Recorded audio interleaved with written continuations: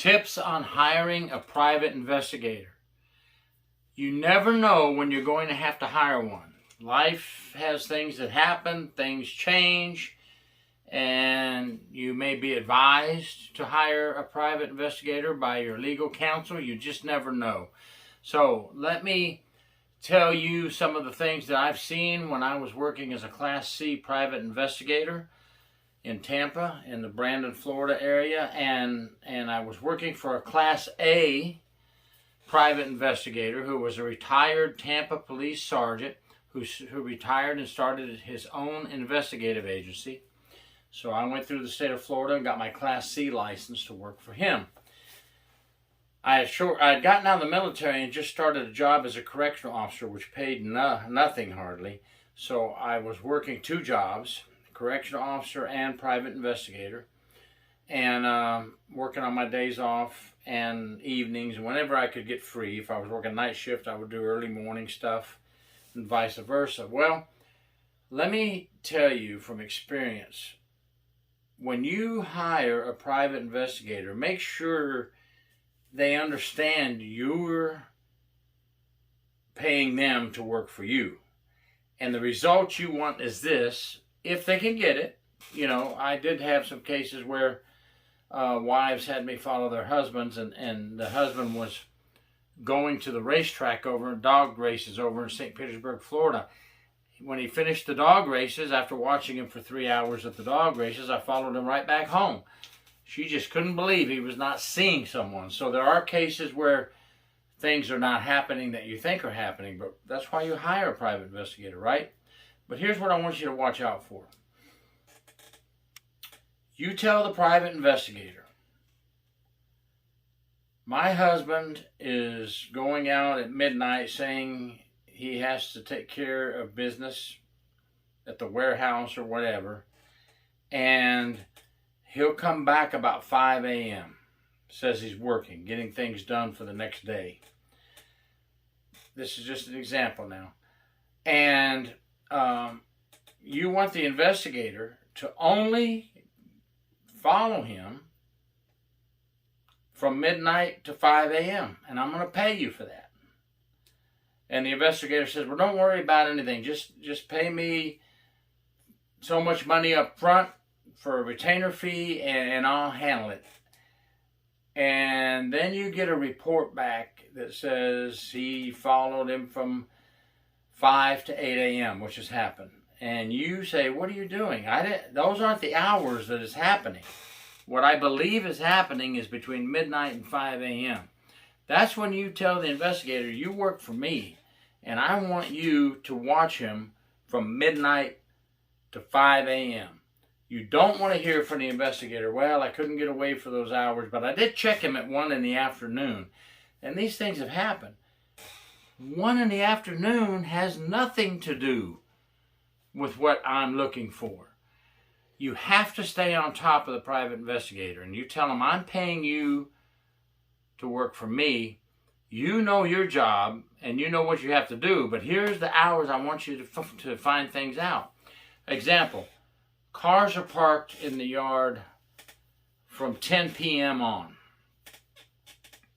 and I want to know who's staying over at the house. And the investigator says, I was there at 7 a.m. and those cars weren't there. I was there at 9 p.m. From 7 to 9 p.m. Those cars weren't there. I told you to look for those cars between midnight and 5 a.m. only, or you won't find them there. I have to show proof that these vehicles are there. You know, these are just examples. Don't let the private investigator change things up on you and do what's convenient for them. Now, let me tell you some other things you need to watch out for when you hire a private investigator. Not all private investigators are like this, but some are, and you have to be ready. I worked for a private investigator, and I turned in my timesheet, my hourly sheet, and I had to type a report. I sat on this house from midnight till sunup. Here's what happened. Here's who showed up. Here's who, you know, a log of what happened during those hours. And I turned those in. I get a call from a detective at the Tampa Police Department. Is this Gary York? Yes, it is. I'm Detective so-and-so, Tampa Police Department. I need you to come in. Don't worry, I just need to get a witness statement from you. Right, well, I had just finished 10 years in the military police, right? I kind of knew a call like this, something was wrong. Witness statement from me, meaning, I work for the Department of Corrections, so it can't be for that. Could be, but I'm thinking more it's for the private investigative agency. Oh, and they told me to bring all my reports with me. So I bring all my reports, which I had typed out. Learning from the military police was a great experience for me, and I had everything typed out and in a folder. I walk into the Tampa PD station, and they take me up to the second floor, and I sit at this long table, and they look at all my reports, and they say, Gary, you're saying on this case you worked only 8 hours. Yes, sir. I turned in 8 hours. That's what I worked. On this case, you worked only 5 hours. Yes, that was an easy one. I followed them, got a picture of the girlfriend and him together, and that was pretty much it. Case closed. That's all they needed was proof that the husband was with this young girl, hooker down in Hillsborough Avenue in Tampa. Well, anyway, long story short, they say, will you write a sworn affidavit for us as to every hour that you worked on each case? And I said, yes. And I sat there and I wrote a 2-page affidavit for each case and how long I worked. Well, guess what happened, folks?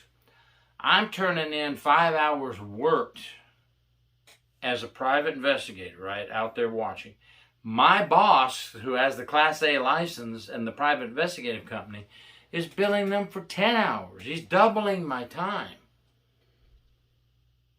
And he's only paying me $10 an hour back then and mileage, giving me gas money.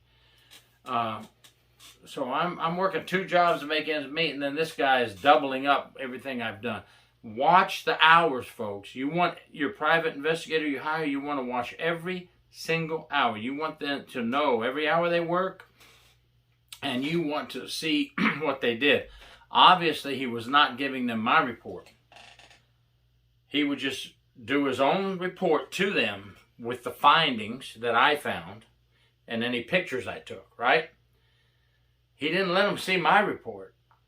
I think that's not right. I think that the person paying a private investigator a fee, whether it be him or someone he sends, I want to see the report that the person saw who saw these things did. Now, he would always tell me he doesn't want me to be involved with the clients. And I said, okay, I don't care, you're my boss. But now it all came together why he didn't want me to be anywhere near the clients or talk to them. He was doubling the amount of hours of work. Watch these private investigators, folks. Your money. I want to know exactly what you saw, and I want you to do these hours.